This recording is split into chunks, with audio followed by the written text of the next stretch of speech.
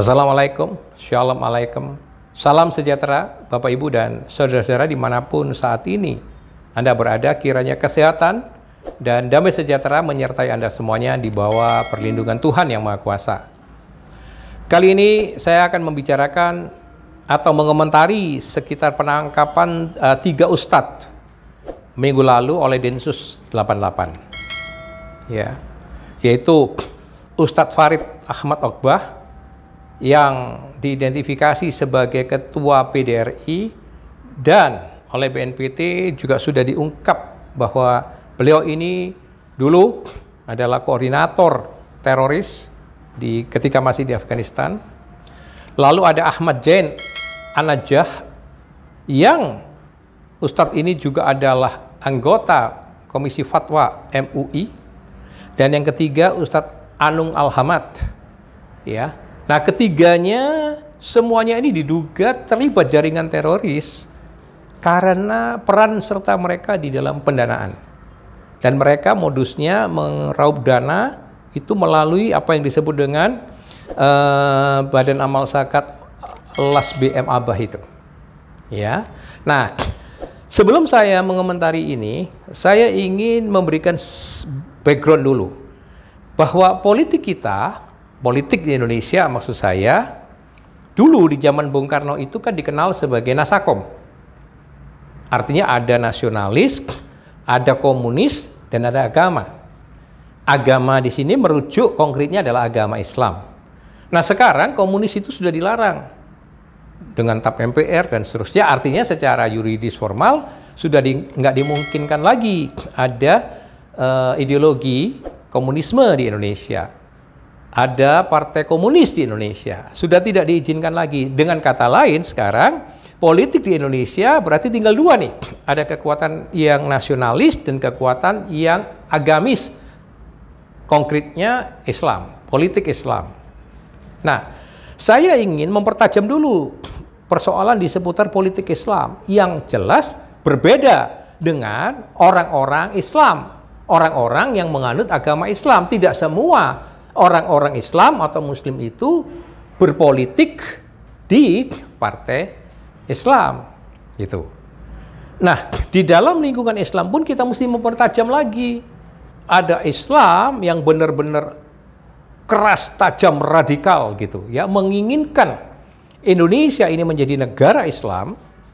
Itu kan cikal bakalnya sudah dari zaman lampau, zaman DITI dan seterusnya itu. Ya, konsep negara Islam Indonesia. Tetapi ada juga orang-orang Islam berpolitik menggunakan nama Islam, tetapi tidak setajam itu, tidak sekeras itu. Ya, mereka masih tetap menggunakan kerangka berpikir budaya di Indonesia dan ideologi di Indonesia. Jadi partai-partai katakan seperti PKB, PAN, itu kan semua. PKB misalnya jelas muaranya basisnya di NU. PAN basisnya di Muhammadiyah, gitu ya. Lalu P3 ya bisa kemana-mana, ya. Nah, partai-partai ini ternyata bahkan sekarang malah nemplok semua ke Jokowi kan, gitu. Menjadi partai koalisi, ya. Artinya di dalam rangka politik, meskipun basis-basis mereka itu menggunakan agama Islam, tetapi tidak tajam, tidak keras keislamannya. Mereka masih bisa beradaptasi, menyesuaikan diri dengan konteks ideologi Pancasila. Bahkan partai-partai Islam ini, misalnya PKB, PAN, dan sebagainya, di daerah Indonesia Timur pun banyak orang Kristen yang terlibat di situ, banyak orang non-Muslim terlibat di partai itu. Misalnya begitu. Nah, itu membuktikan sikap mereka yang bukan Islam yang keras, ya. Berbeda misalnya dengan PKS gitu. Meskipun kita tidak melihat partai agama ini juga menggunakan kekerasan, tetapi paling tidak mereka sampai sejauh ini cukup militan, terbukti misalnya tidak mau berkoalisi, tidak mau menjadi partai koalisinya Jokowi, tetap memposisikan diri sebagai oposan, ya, karena mempertahankan tentu ideologi keislamannya. Saya salut dengan partai ini gitu, yang clear, yang tidak hipokrit, yang tidak munafik, Dia jelas memperjuangkan ideologi Islam, tapi tidak dengan kekerasan, berusaha merebut kekuasaan dengan cara yang konstitusional, mungkin basis mereka ada di mahasiswa dan lain sebagainya. Meskipun juga kita melihat dengan itu, partai ini memiliki kecenderungan yang kuat pada ideologi Islam gitu, ya. Nah, tetapi kita tahu bahwa seluruh partai-partai yang berbasis agama ini, baik yang toleran, yang cukup fleksibel, cukup adaptif gitu dengan ideologi Pancasila, maupun yang cukup kaku, ya, yang masih kaku, yang masih keras, contohnya tadi seperti PKS, itu semuanya saya golongkan sebagai partai yang terus terang kurang laku gitu, karena elektabilitasnya masih di bawah 5% misalnya, ya. Dan memang dalam sejarah Indonesia partai-partai agama ini nggak pernah menang gitu. Artinya apa? Umat Islam itu sudah bisa membedakan antara beragama Islam dengan berpolitik Islam gitu, ya. Nah, mereka tahu itu gitu, sudah bisa membedakan. Meskipun saya beragama Islam, saya bukan berarti harus memilih partai Islam gitu. Mereka sudah cerdas, sudah bisa memilih partai-partai yang tidak berbasis agama. Ya buktinya tadi bahwa begitu banyak partai-partai Islam di Indonesia ini, tapi toh satu, elektabilitasnya masih rendah, kedua ya memang tidak pernah menang, ya. Artinya apa?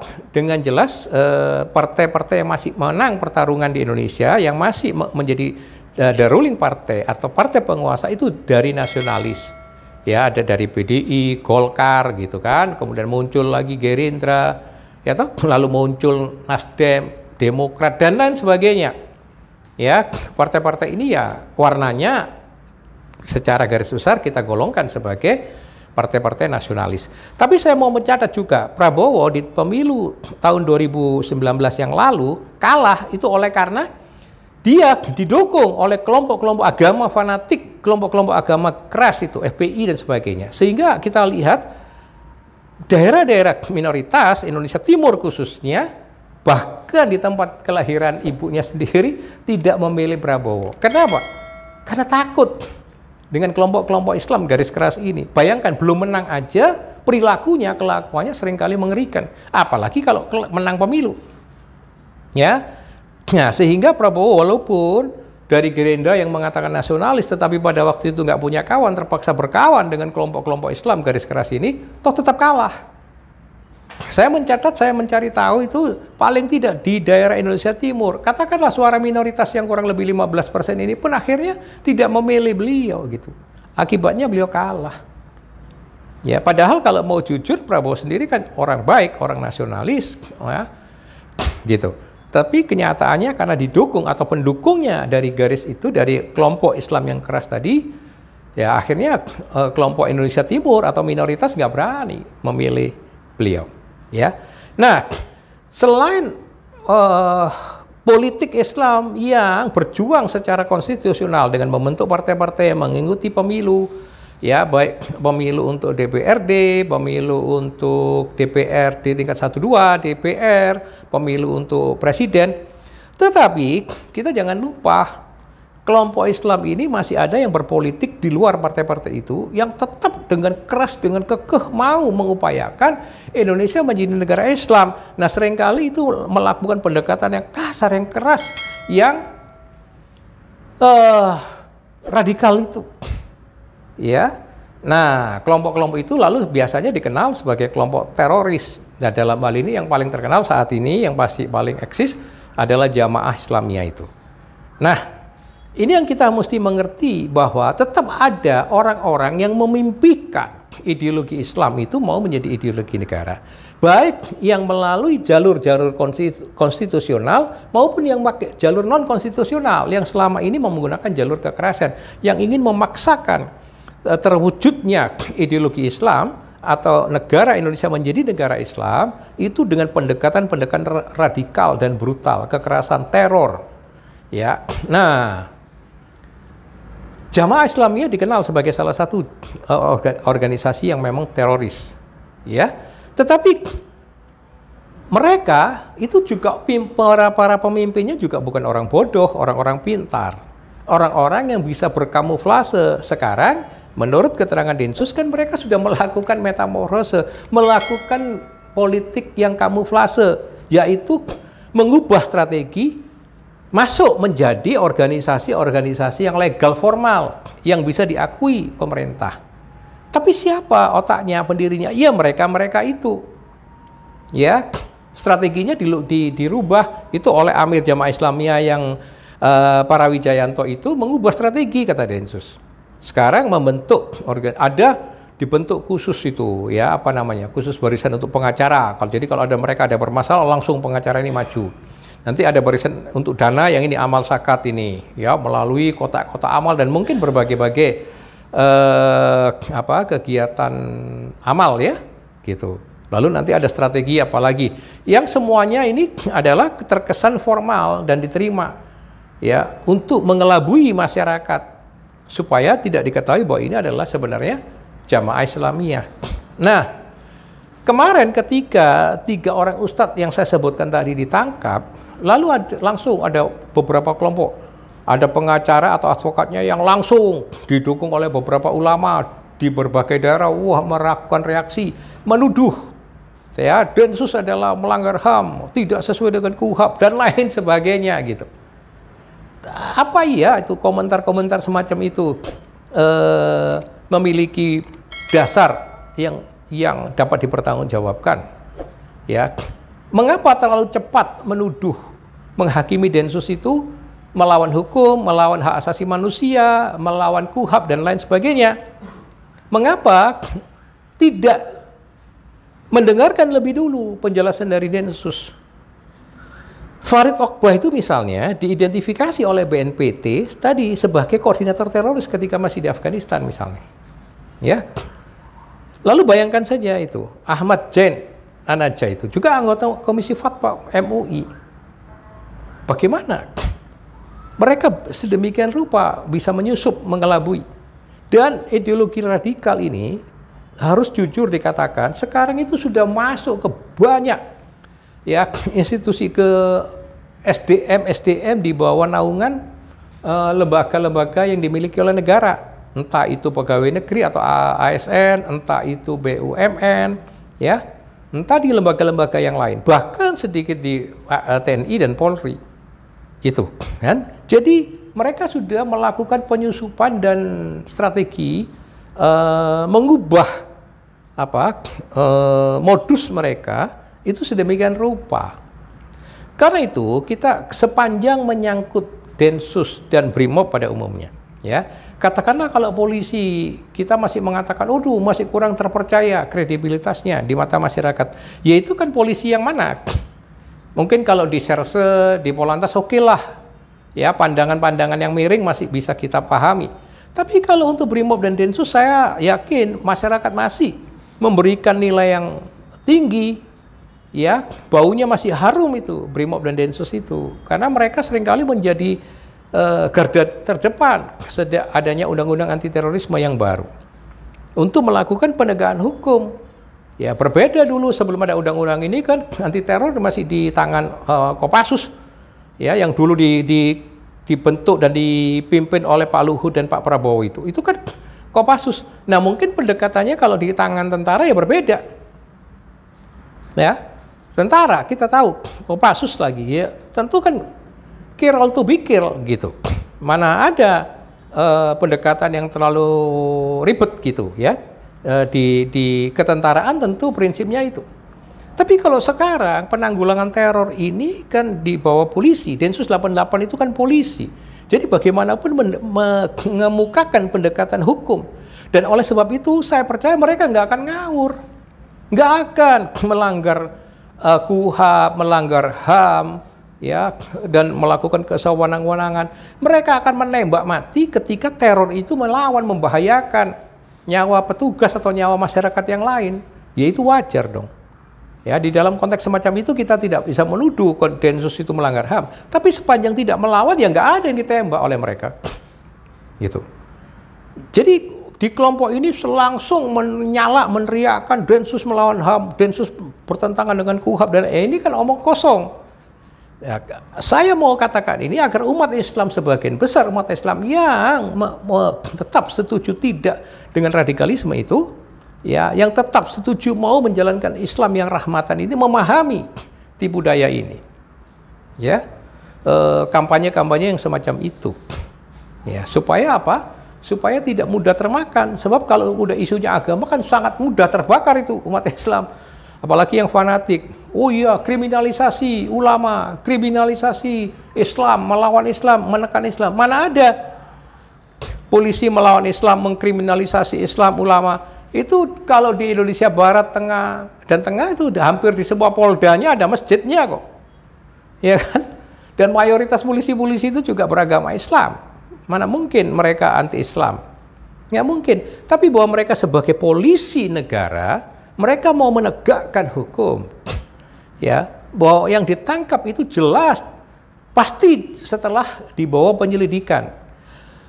Teman saya, satu alumni saya itu ada yang menjadi anggota Densus, dan ketika kami reuni, kami pernah berkumpul, saya bertanya, bercerita, bagaimana sih kamu itu menjalankan tugas sebagai anggota Densus? Wah, menceritakannya sedih, banyak, seringkali nggak pulang itu mereka, meninggalkan keluarganya, anak istrinya, hanya untuk menguntit, untuk mengidentifikasi, ya, melakukan suatu tindakan intelijen itu, ya, untuk benar-benar meyakini, melacak lebih dahulu. Nah, saya percaya ketika Densus sudah melakukan tindakan polisional dengan menangkap, menahan, itu sudah pasti paling tidak punya 2 alat bukti yang cukup untuk menetapkan mereka sebagai tersangka. Saya nggak percaya mereka asal-asalan dan ngawur. Mereka tahu persis bahwa ini pertaruhan yang berat, pertaruhan yang sangat prinsip menangkap teroris itu, ya. Jadi mereka pasti menyadari hal itu, dan mereka tidak sembarangan. Mereka akan bertindak secara profesional, ya. Nah, yang kedua ada kelompok orang-orang agama Islam ini, saya ngomong terus terang nih, termasuk Ade Armando dan lainnya itu, ya. Lalu siapa sekjennya MUI, Buya Anwar Abbas, ngotot, ini bukan Islam, bukan Islam. Lah, kalau bukan Islam itu kayak ini pandangan yang logikanya di mana? Mereka itu bergelar ustadz. Bahkan satu di antaranya ada anggota MUI, ya, memakai pakaian atribut yang sangat Islami, topi haji, celana cingkrang, bahkan ada yang memelihara janggut.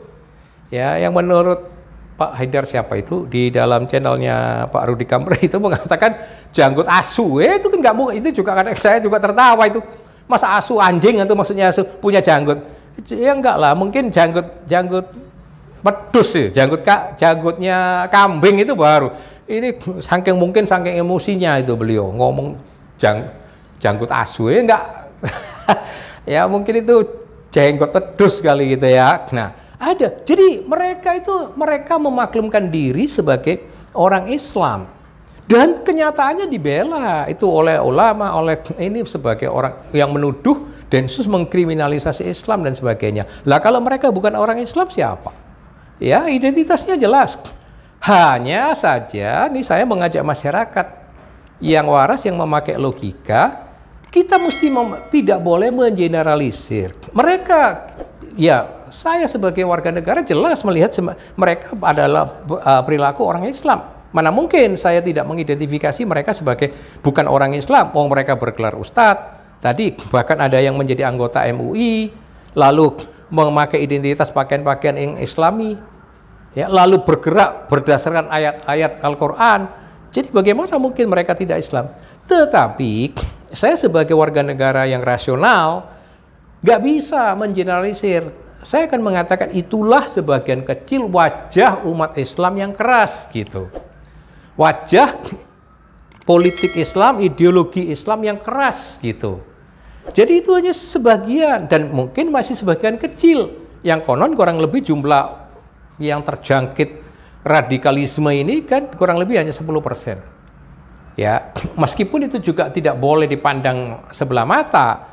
Jumlah 10% itu juga potensial berbahaya. Karena itu kita melihat pemerintah melalui aparat kepolisian, itu Densus 88 khususnya, terus menyisir mereka, mencari tahu mereka di mana, mengidentifikasi mereka, dan seterusnya. Dan ini kan seharusnya tetap harus proporsional. kita harus mengatakan bahwa itu memang wajah Islam, tapi sebagian kecil wajah Islam yang menampilkan Islam keras, Islam yang radikal. Ya, nah, karena itu masyarakat diajak, terutama masyarakat besar Islam ini, agar tidak tertular, agar sadar bahwa bahaya terorisme ini juga bahaya untuk keseluruhan. Selain keselamatan negara, karena ideologi Pancasila mau diganti dengan ideologi Islam, tapi juga keselamatan nyawa dalam arti praktis yang sehari-hari. Kalau mereka melakukan teror di jalan-jalan, di tempat umum, kan kita belum lupa ingatan kita ketika terjadi teror di dekat Jakarta Theater itu. Ya, bagaimana kebingungan masyarakat, ketakutan masyarakat, ya, terjadi di situ. Ada tembak-menembak dan sebagainya. Nah, resiko keselamatan jiwa warga negara secara umum itu kan potensial terulang kalau orang-orang ini misalnya tidak tertangkap. Nah, yang saya garis bawahi adalah justru dalam keadaan yang seperti ini, yaitu keadaan di mana Densus melakukan apa yang disebut preventive strike, ya, tindakan dini untuk mencegah, ini yang harus diberikan salut dan penghargaan oleh masyarakat, gitu. Ya, kan kalau biasanya setelah terjadi peristiwa, setelah korban ada, baru tuh polisi bertindak. Nah, untuk kasus teror ini kan berbeda. Sekarang mereka membalik pendekatan dengan pendekatan kalau bisa mencegah, gitu. Sudah mendengus, menyisir, terus mengikuti gerakan mereka semua. Lalu begitu ada indikasi yang jelas, ada didukung oleh dua alat bukti yang jelas, ditangkaplah mereka sebelum mereka melakukan aksi. Ya, nah ini kan harus diberikan penghargaan, salut dan apresiasi kepada Densus 88. Ya, karena ini betapa bahayanya tindakan-tindakan teror ini. Dan dengan demikian, Bapak, Ibu, dan saudara-saudara, mari kita sadar bahwa sekarang politik di Indonesia itu tidak lepas nih dari pergolakan. Ya, pergolakan politik Islam yang masih ada menggunakan cara-cara kekerasan. Ya, ada politik Islam yang sudah berjuang secara konstitusional yang tadi saya sebutkan. Kita memberikan apresiasi. Ya, meskipun sekali lagi dengan jujur saya mengatakan, mari kita kalau bisa sebagian besar ini tidak mendukung tuh politik yang menggunakan, yang memanipulasi agama. Biarlah kesucian agama itu beragama saja, gitu ya. Politik biarlah dengan cara politik, gitu. Meskipun boleh kita diinspirasi oleh karena agama kita diinspirasi untuk bagaimana berpolitik yang baik, yang jujur, yang bertujuan untuk kesejahteraan dan kemakmuran bersama. Saya kira itu akan inspirasi dari banyak ajaran agama yang baik. Tapi kalau sudah mulai memanipulasi, menggunakan agama untuk memanipulasi umat dan sebagainya, saya kira mari kita tinggalkan. Nah, sekarang tinggal kekuatan di nasionalis. Di nasionalis ini pun saya mengajak nggak lagi menggunakan istilah religius nasionalis. Jangan lagi dengan kemunafikan, jangan bawa religius. Rasionalis, nasionalis. Nah, begitu. Sehingga seluruh kekuatan nasionalis ini berebut, silakan bersaing. Ada PDIP, Gerindra, Nasdem, Demokrat, apalagi Golkar, ya, dan lain sebagainya yang ada, mari silakan. Apakah bersatu, berkoalisi, ataukah saling bersaing? Ya, oke, silakan. Karena ini jelas gitu, platformnya jelas, visi misinya jelas, pasti mempertahankan dasar Pancasila itu, ya. Dan kemudian tidak memanipulasi agama. Lihatlah Pak Jokowi itu dulu menang kan bukan oleh karena memanipulasi agama atau didukung oleh umat agama. Tidak, beliau menang oleh karena ya didukung oleh mayoritas rakyat Indonesia yang tidak abai pada agama, begitu. Ya, karena memang melihat figur yang bersih misalnya, kemudian yang tidak korup, ya, kemudian justru tadi yang tidak memanfaatkan agama atau memanipulasi agama. Ya, bahwa kemudian setelah beliau terpilih menjadi presiden lalu banyak kebijakan publiknya yang harus dikritik, ya nggak apa-apa, kritik aja, tetapi jangan ada kebencian soal ideologinya, atau justru tokoh-tokoh seperti beliau ini yang kita harapkan menjadi pemenang di pemilu. Ya, tokoh-tokoh yang rasionalis dan nasionalis ini. Demikian pesan saya, mudah-mudahan ini masyarakat sedikit mengambil manfaatnya, dan salam sehat.